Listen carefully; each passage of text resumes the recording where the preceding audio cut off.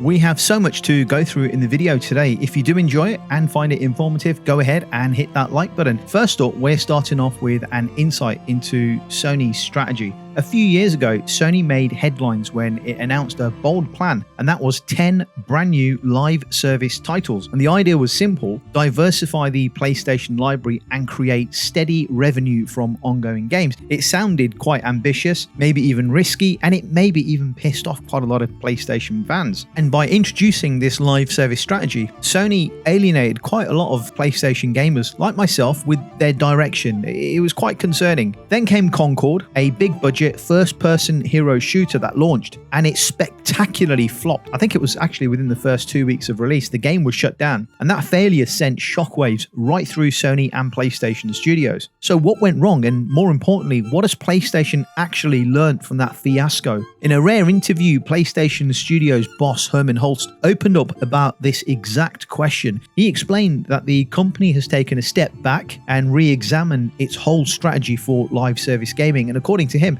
it's not about hitting a certain number of live service releases anymore, like it was back in the day when they announced those 10 live service games, and that was under Jim Ryan's direction. Instead, it's about making sure that the games that do launch are diverse, carefully tested, and truly worth players' time. As Hermen Hulst puts it, the number isn't so important. What matters is delivering a variety of experiences and building real communities around those games. Now, that might sound like a simple statement, but there is a lot packed into it. PlayStation is not abandoning live service altogether, it's just tightening the process, and this is something that I think all of us as PlayStation fans and PlayStation gamers need to understand, that live service is here to stay, and it's just part of another offering from PlayStation. It's not going away anywhere. But what Sony has learned is how not to do it, if that makes sense. What that means now is they're doing more group testing, more feedback loops between studios, and stronger oversight from leadership to avoid things like Concord happening again. The Concord failure made it clear if something isn't working, it's better to shut it down early and cheaply as possible rather than continuing to pour hundreds of millions into a doomed, failed project. And this is what we've been seeing with multiple cancellations over the last 12 months or so. Reports suggest that projects at Bluepoint, Ben Studios, and Firesprite were quietly shut down. At first glance, that might seem worrying. In fact, it was worrying at the time. More studio development time wasted on projects, especially live service games that are never going to make the cut at the cost of single-player games. But then when you think about it, it is a shift towards more efficiency. Would you rather see a studio stuck on a failing game for years or pivot to something new before it's too late? And this approach ties into PlayStation's bigger picture. Sony isn't just making games anymore, they're building franchises that can live across different forms of entertainment. Games that can spin off into anime, films, TV shows, and even comics. We've already seen it with The Last of Us on HBO and Horizon getting its own Netflix adaptation. And it's also happening with other IPs like Ghost of Tsushima and God of War, where those IPs cross over into other forms of media, film, and TV. For Sony, a new IP isn't just a game, it's a potential brand that can live far beyond the console. And this is what Sony is referring to when they wanted to take games beyond the PlayStation console. It was a reference to how Sony can utilize the IP in other forms of media like anime, films, and TV shows. Not what some people ran away with across the internet, citing PlayStation was going third party like Xbox has gone third party. That's not happening. Common sense, and more importantly, from Sony's perspective, their sales dictate actually all they need to do is double down on their single player games and continue to make excellent consoles. Their live service and multiplayer games will go to PC and will probably also go to other platforms. We're seeing it with Helldivers 2. We know Horizon's live service game and Marathon, when they eventually come out, will probably be on all platforms. However, with single player games, they will be available exclusively on PlayStation consoles before some, not all, but some make the leap to PC. But here's a challenge. How do you balance creativity with business strategy? Hulst himself admitted he doesn't want studios to play it safe. Risks are part of what makes great games possible, but when a risk fails, he wants it to fail early rather than having spent hundreds of millions and then the project fails. And that's a big change from how they used to work,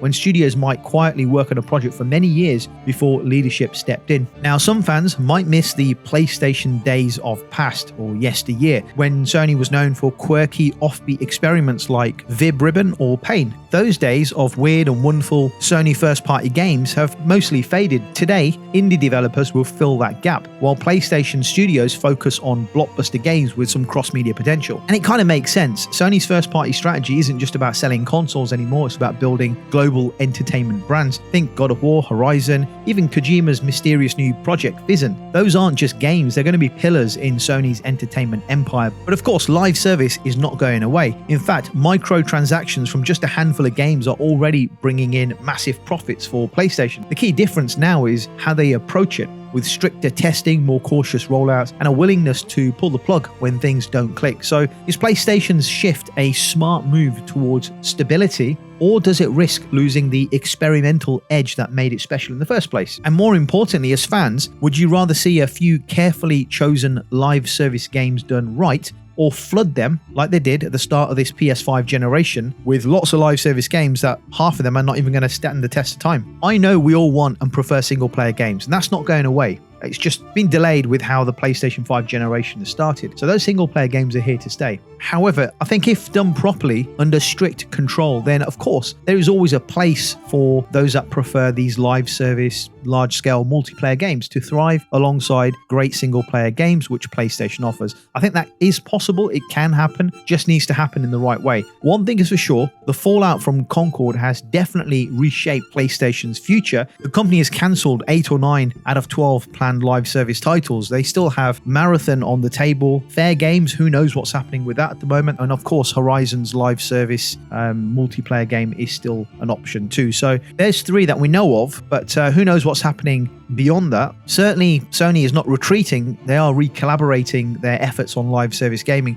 and it's proof that PlayStation is trying to listen, is trying to learn, is trying to evolve, and it's trying to find that sweet spot between creativity and commercial success. Because at the end of the day, it's not just about how many games they make, it's not about the quantity, it's always going to be about the quality and how many of those quality games stick with gamers. All right, so let me know your thoughts in the comments about the Sony strategy, and let's move on. So this year's Tokyo Game Show is shaping up to be one of the biggest gaming events we've seen in a very long time. For years, TGS has been the stage where Japanese publishers and developers show off their very best work. It's an event that highlights not just the local industry, but also the global reach of gaming culture. And 2025 looks like it's going to raise the bar even higher. For anyone who doesn't know, TGS is Japan's biggest gaming showcases, held every September at Makuhari Messe in Chiba, just outside of Tokyo. It's a moment where Japanese publishers and developers put their biggest games in front of the world's audience. And in 2025, the lineup is looking absolutely stacked. Major names like PlayStation, Capcom, Bandai Namco, Koei Tecmo, and even Microsoft have all confirmed that they will be in attendance. That alone tells you how much weight this year's show is carrying. When all of these heavy hitters gather under one roof, you know something special is about to happen. But here's the interesting part. PlayStation's presence at the Tokyo Game Show hasn't always been guaranteed. In fact, they were absent from the event for several years between 2020 and 2023. It wasn't until last year that they made their return, and they didn't disappoint. Fans were treated to new looks at Monster Hunter Wilds, a showcase for Astro Bot, which went on to win Game of the Year, and even a brand new trailer for Death Stranding 2 on the beach. That set the stage for what feels like a real comeback. And now, for TGS 2025, PlayStation has confirmed 2 major titles that will be playable on the show floor. The first is Ghost of Yotei from Sucker Punch. This is a big one. It marks the studio's follow-up to Ghosts of Tsushima, a game that defined the PlayStation 4 generation for many, many gamers. What's exciting here is that Ghosts of Yotei will actually be playable at TGS just 1 week before its official launch on October the 2nd. This is the first time the public will get their hands on Ghosts of Yotei, which means impressions from the event are going to carry a lot of weight. The second big title is Marvel TOKON Fighting Souls, developed by Arcwork Systems. Fans of fighting games are already excited about this game. Some players got a taste of it early this year at EVO, and a closed beta test is set for September the 6th. But at Tokyo Game Show, the floodgates are going to open, and thousands more will be able to explore and experience this game at first hand. Considering Arc System Works' track record with franchises like Guilty Gear and Dragon Ball FighterZ, expectations are sky high. And there's something else to think about here. PlayStation hasn't revealed its full lineup yet. They've just confirmed these 2 games will be playable at this year's TGS. More announcements are expected as we get closer to September the 25th when the show officially begins. And that begs the question, could PlayStation have some surprises waiting in the wings? Are we about to see a completely new reveal that no one saw coming? And let's not forget, PlayStation isn't the only massive publisher at TGS. Capcom, Bandai Namco, Koei Tecmo are all showing up with major projects. When these publishers show up together, we usually get huge announcements, new trailers, and sometimes even the reveal of games that will define the next few years of gaming. And with Microsoft also on board, it feels like many of the big players want a piece of the spotlight at TGS 2025. Do you think PlayStation is holding back a big surprise announcement for TGS, or will they let Ghost of Yotei and Marvel TOKON carry the show? And as I mentioned, it's not just PlayStation that will be there. Capcom are also going to be there at TGS, and they're not just showing up with 1 or 2 titles, they're bringing 8 games to the party, and some of them are pretty huge. And these aren't just demos or gameplay trailers. People are going to get to play these for the very first time.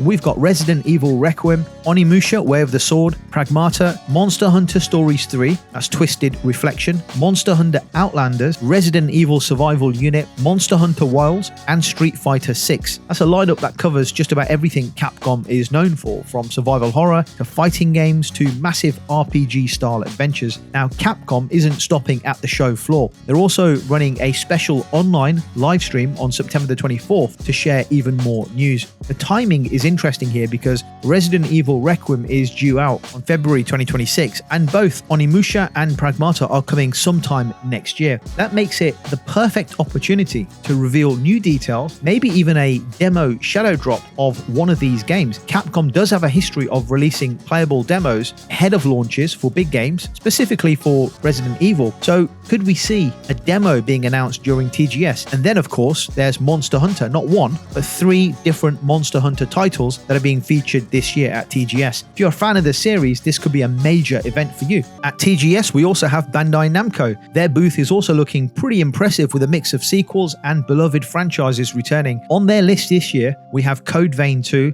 Digimon Story The Time Stranger, Everybody's Golf Hot Shots, Little Nightmares 3, and Once Upon a Katamari. Code Vein 2 won't actually be playable though. Instead, it's going to be promoted through trailers, giveaways, and even themed photo spots at the booth. It's a reminder that TGS isn't just about playing demos, it's about building hype and giving fans memorable experiences. The rest of the lineup though will have hands-on gameplay and interactive activities. And honestly, seeing Little Nightmares 3 and Digimon Story on the same stage as Katamari, it just shows how wide Bandai Namco's reach really is. They've got horror, they've got RPGs, quirky, family-friendly titles, and sports all under one roof. And then finally, we got Koei Tecmo, and they're coming in strong with Team Ninja leading the charge. The big highlight here is Neo 3. Fans got a taste of it early this year when a limited time demo hit PlayStation 5 and PC. That demo showed off a new ninja fighting style and a more open level design, signaling that Team Ninja is pushing the series forward in bold new directions. Players gave a lot of feedback on things like balance, controls, and performance, and since then the developers have confirmed they're making adjustments ahead of the game's release. So TGS might be the moment we see how the game has evolved since that demo. But Neo 3 isn't the only headliner. Koei Tecmo is also bringing Ninja Gaiden 4, developed in collaboration with Platinum Games, and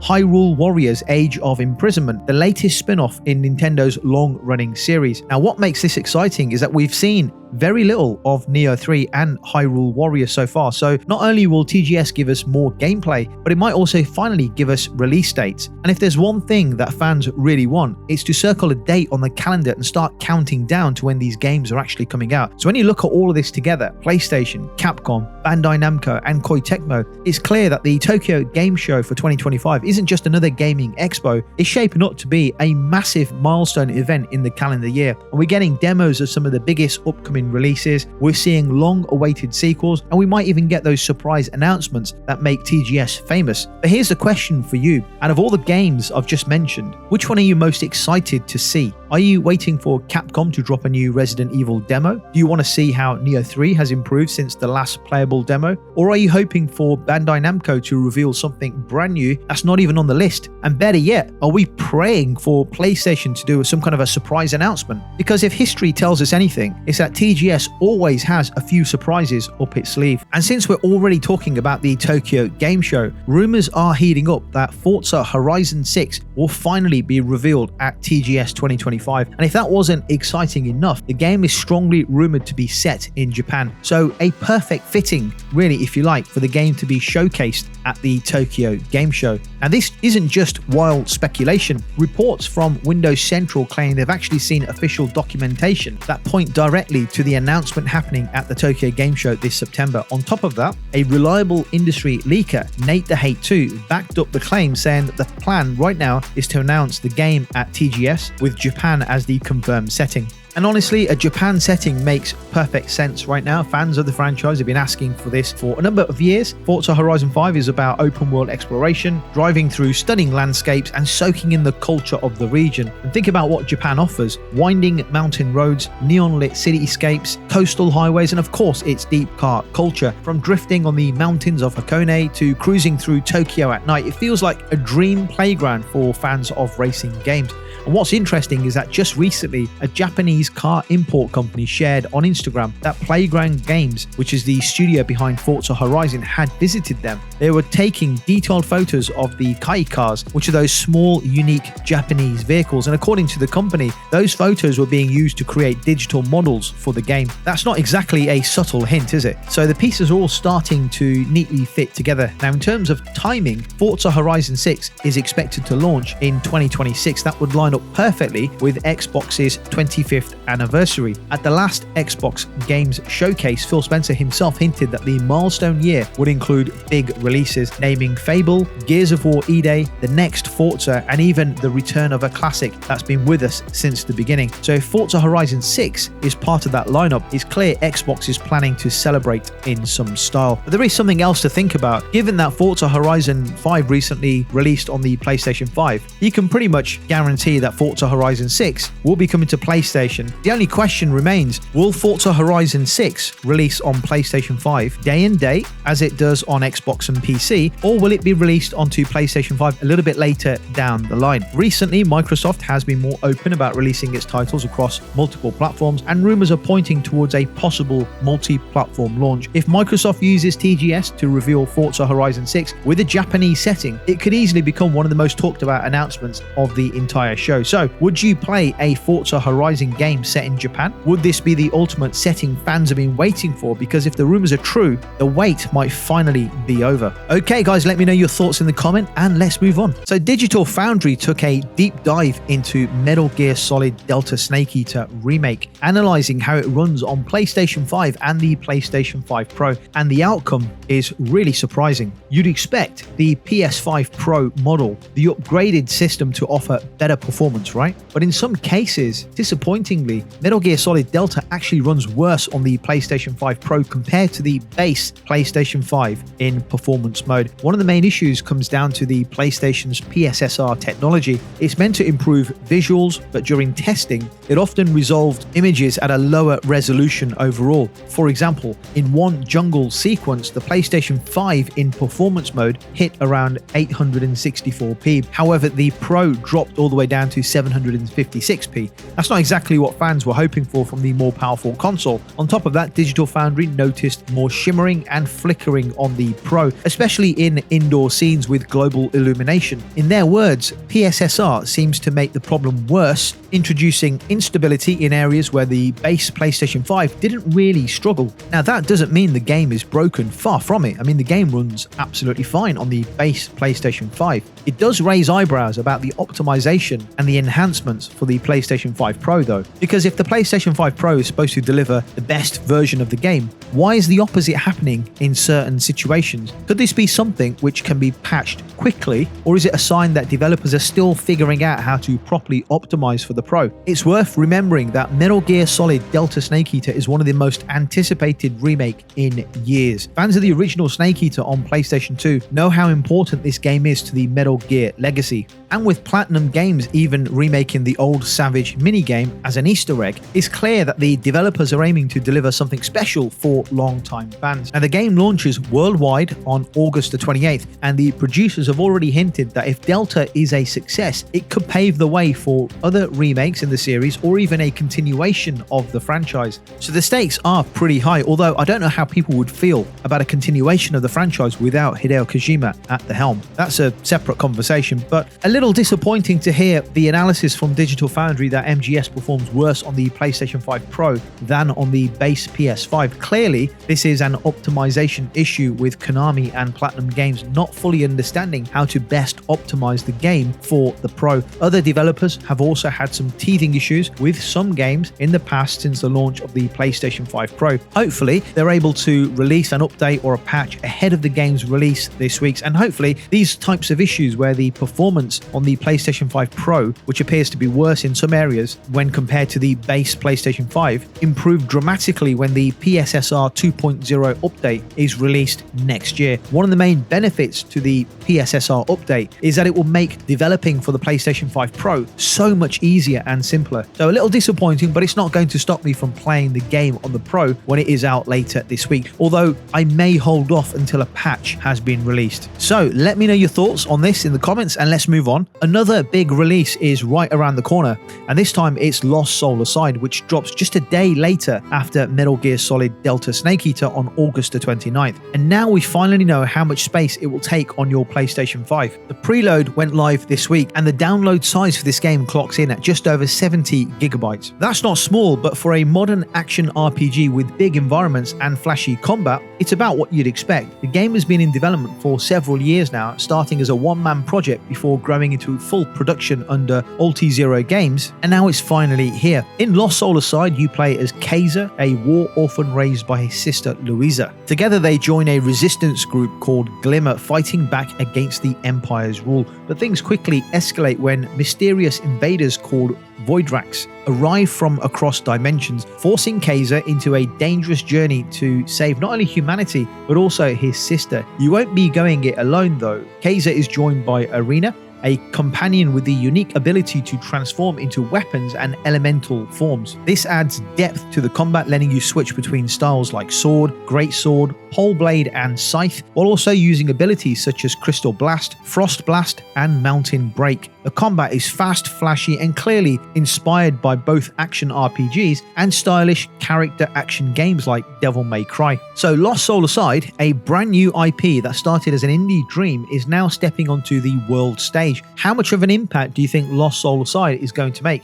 And will Lost Soul Aside surprise everyone by carving out its own place amongst the big franchises? Let me know your thoughts in the comments, and let's move on. So let's talk about the upcoming Battlefield 6 and how, for once, it seems to be stealing the spotlight from Call of Duty. Early this month, EA ran the open beta for Battlefield 6, and while it was the biggest beta in the franchise's history, with thousands of players queued up even before the servers went live, it wasn't all smooth sailing. Players were quick to point out certain movement mechanics that felt, well, a little too familiar. Things like bunny hopping, side shooting, and jump shots. Now, if you've played Call of Duty in recent years, you know exactly what that looks like. People bouncing around the map, sliding across the ground, and firing with pinpoint accuracy mid-jump. And for a lot of long-time Battlefield fans, it didn't feel right. Battlefield has always prided itself on large-scale tactical combat. Chaos, yes, but not that kind of chaos. So EA has listened, and after the beta feedback, they announced some major changes. Momentum carried from a slide into a jump has been reduced, so you can't chain them together endlessly. Consecutive jumps now come with a penalty, lowering the jump height each time. And if you try to fire while jumping or sliding, your accuracy takes a noticeable hit. In short, those flashy moves are no longer the best option for winning a gunfight. On top of that, parachute physics have also been retuned. The initial acceleration when opening your parachute has been reduced, making aerial movement more controlled instead of letting players zip around unrealistically. And the idea here with all these changes is simple.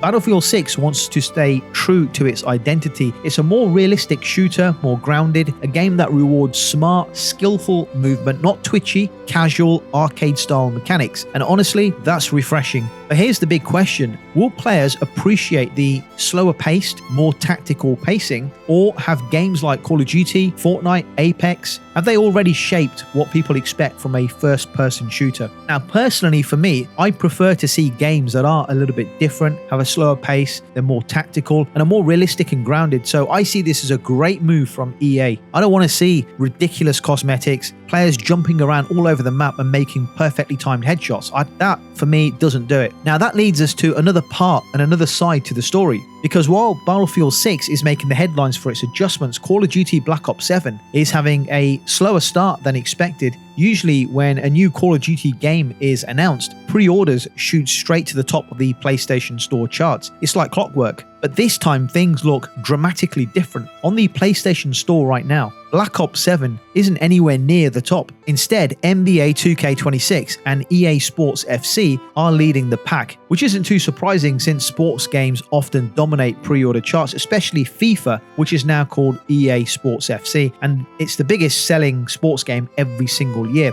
Now, some people may be surprised by this, but Battlefield 6 is currently ahead of Call of Duty Black Ops 7. If you check the charts, you'll even see the $100 Phantom Edition of Battlefield 6. That's ranking higher than the standard $70 version. Meanwhile, Black Ops 7 is struggling to make its usual splash. Now, to be fair, this could change very, very quickly. Call of Duty has a casual appeal that's hard to match. Every year, millions of players buy it just to play with friends, regardless of the reviews or early impressions. And once the Black Ops 7 beta kicks off in October, pre-orders will almost certainly climb. But right now, EA can claim a rare victory. Battlefield is beating Call of Duty in pre-orders. It's not the first time Battlefield has stolen the thunder either. When the Black Ops 7 reveal trailer dropped, the comment section was flooded with excitement for Battlefield 6. Instead, history tells us that Call of Duty always bounces back. By the end of the year, Black Ops 7 will probably outsell Battlefield 6, but this early momentum is something EA hasn't enjoyed in a long time. And maybe that's because Battlefield feels like it's returning to its roots. Soldier skins look more grounded, unlike some of the outlandish cosmetic choices we've seen in Call of Duty, and the gameplay adjustment suggests EA wants to appeal to the core Battlefield crowd again. So now the question becomes, which direction do players really want? Do they want the tactical large-scale battles that Battlefield 6 is promising, or will they keep going back to Call of Duty's faster, flashier formula, even with the silly cosmetics? For the first time in a while, it feels like the competition is closer than usual, and that's a good thing, right? It's good for us players because it means both franchises will have to push harder to earn our time. Personally, I'm excited for Battlefield 6, especially playing across both of the beta weekends. What are you more excited for,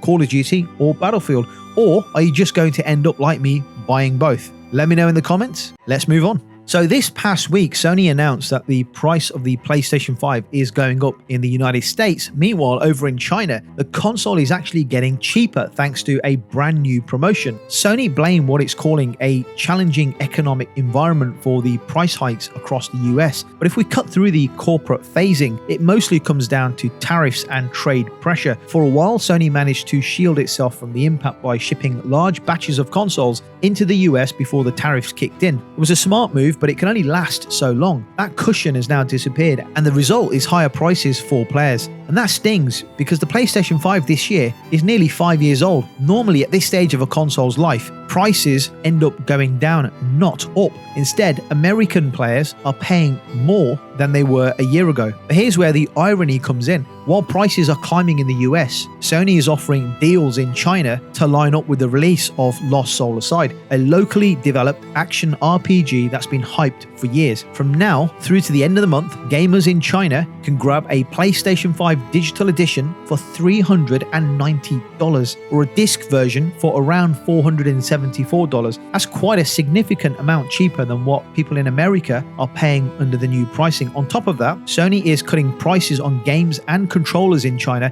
clearly trying to give the console a push in that market. It really makes you wonder, why are US players paying more, while others are paying less? Is it simply tariffs, or is Sony betting that the American audience is willing to pay more because of how strong the PlayStation brand is within that country? Either way, this generation hasn't been an easy one for Sony. It started with pandemic-related shortages, and now we're looking at tariffs driving up the cost. The challenge going forward will be keeping console sales strong where the price feels heavier than ever for players around the world. I mean, the US really needs to take another look at those tariffs because the costs across the board are on the rise, not just in gaming, but across most industries in America. Meanwhile, with China being a relatively new market for Sony, offering discounts on PlayStation consoles is a smart strategy to expand its user base there. China is a massive hub for PC gaming, and traditionally Nintendo, Microsoft and Sony haven't really had a major significant market share, but Sony is making a serious push to grow its presence in emerging markets like China, India, the Middle East, Southeast Asia and parts of Africa.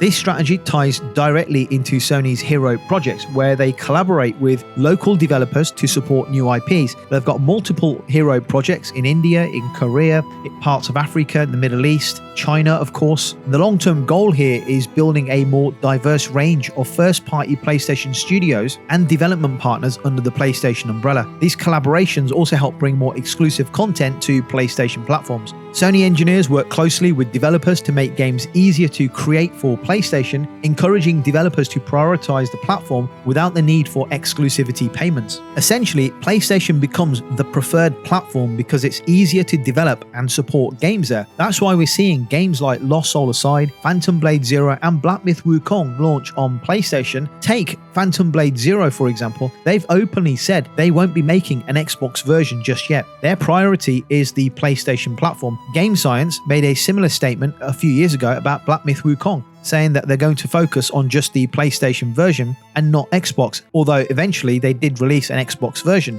The key point is that PlayStation remains the priority, and of course, a large part of that is down to market share and how gamers buy games, with PlayStation 5 consoles outselling Xbox consoles around 4-1, and third-party games not selling on Xbox unless they're released into Game Pass for free. Sadly, it's another reason for developers not to prioritize games on Xbox. Anyway, guys, let me know your thoughts and let's move on. Ubisoft just announced the Division 2 Survivors, which is being described as a survival extraction experience. The game is scheduled to arrive in 2026, and from the sounds of it, Ubisoft wants this one to be built closely with the community. Julien Gerety, the executive producer, put it pretty clearly: the game is as much your baby as it is ours. That's not the kind of language you often hear every day from a big publisher. They're promising transparency and a focus on clear communication as development moves forward for this new game. The Division 2 first launched back in 2019, and since then it's had dozens of updates, new content drops and major expansions. Ubisoft has shown that they're willing to keep supporting the game years after release, so it makes sense they try something new with Survivors. But it's also important to remember what happened last year. Ubisoft cancelled the Division Heartland,